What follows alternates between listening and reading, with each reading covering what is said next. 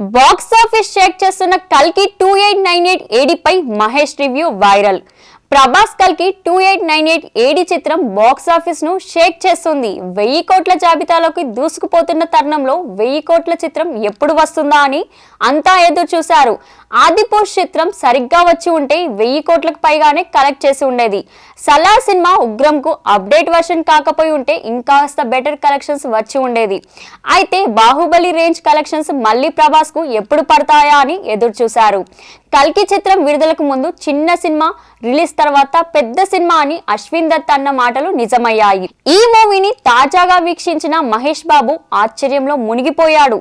కల్కి చూసి నా మైండ్ బ్లాక్ అయింది. Just wow. Nag Ashwin futurist vision కు హ్యాట్స్ ఆఫ్. ప్రతి ఫేమ్ ఓ ఆర్డర్ లాగా ఉంది.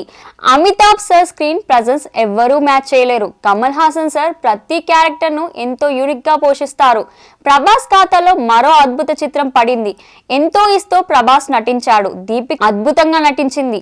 ఇంతటి భారీ విజయాన్ని దక్కించుకున్న వైజయంతి మూవీస్ కి కంగ్రాట్స్ అని మహేష్ బాబు తన స్టైల్లో రివ్యూ ఇచ్చాడు.